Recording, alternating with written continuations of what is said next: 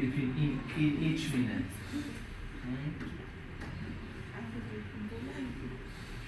Let me check if I can find you the number.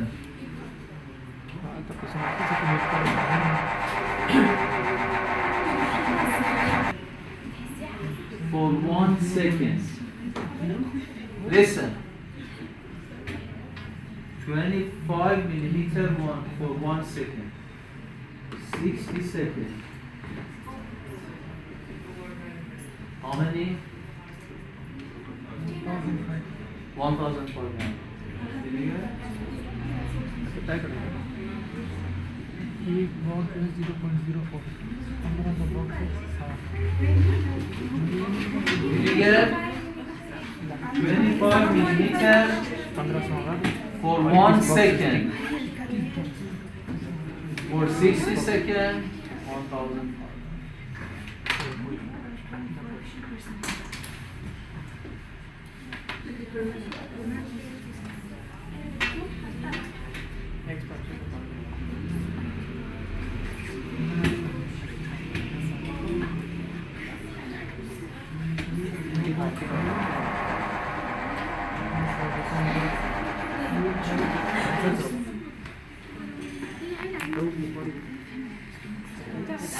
Listen and watch. What is the question? First, tell us the number of small squares between subsequent QRS are equal to each other or not. It means if the rhythm is normal or not. Take a look at the last lead.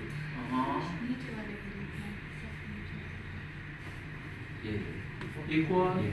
Take a look at these last ones. They are equal? No. So, can you follow the rule? No. So, what should you do? You should make a mean out of 3 subsequent QRS complex. Make a mean.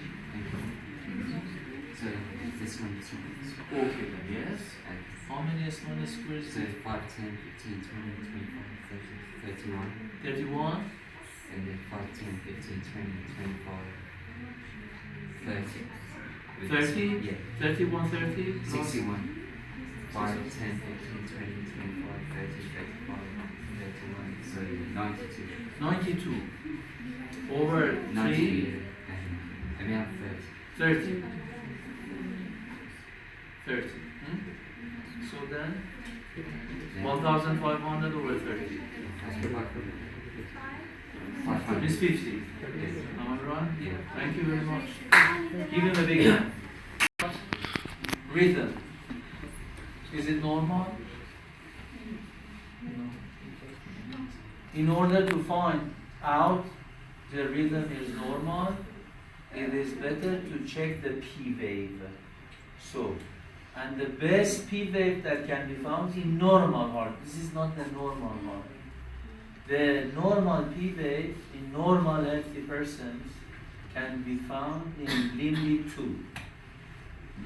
That is why in a normal electrocardiography, as you can see, a long limb 2 is recorded at the bottom of the paper. This is a long limb 2 at the bottom. So we should refer to the long limb 2. Yes. So the last one. It's not. It is not. Can you find any P wave? No. No, there is no P wave.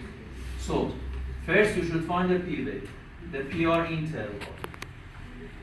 The gap between subsequent R's should be equal. P wave in limb 2 should be positive and limb 3 should be negative, and the heart rate should be between 60 up to 100. So, if all these criteria are met, then the heart rate should be normal and form in SA normal and sinus. So the rate can be normal but cannot be sinus. So 2 criteria should be met, both normal and initiated in SA node. Somewhere in atrio can also initiate the rhythm. What cannot be in sinus. So this is not sinus normal rhythm. So what kind of rhythmicity you can define here? Which part of the atria or ventricle can initiate the rhythm here? Atrioventricular. This is one possible answer. Another. Atrial fibers. Atrial fiber. What do you mean by atrial fibers? Can you repeat the question? Sinus You node. see, here in this example, somewhere in the heart should initiate the rhythm. Which part? My question is that. With reason. With reason. You see, one possible answer is that the AV node. So if the AV node initiate the impulse, then the rhythm should be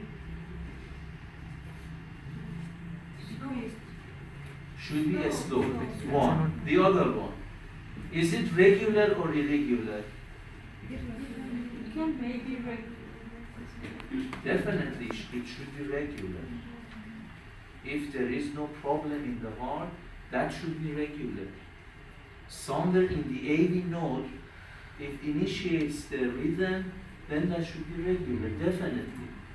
But the number of heartbeats should be smaller than normal.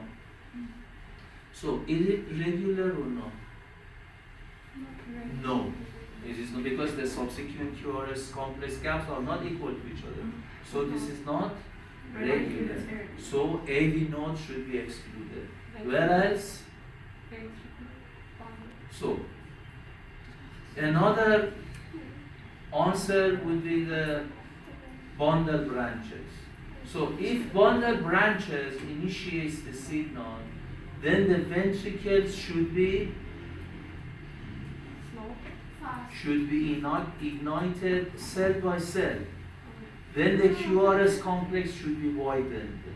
Take a look at QRS complex.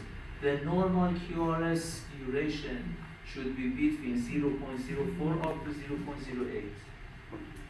Means 1 or 2 Punnett squares. So this is the normal QRS duration. So can you tell that the right bundle or left bundle branches can initiate the signal? We are actually reviewing that chapter. So this is not actually initiated in the bundle branch. Whereas, sit down. Whereas,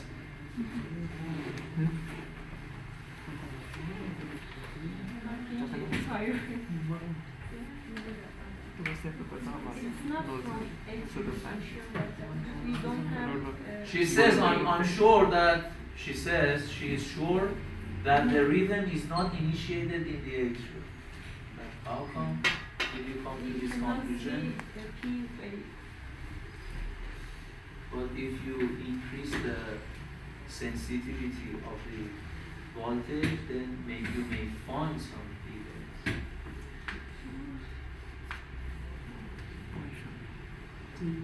Any other explanation? Can I tell that there are quite a few foci in the atrium that initiate these signals? Some can pass from the AV node and some cannot.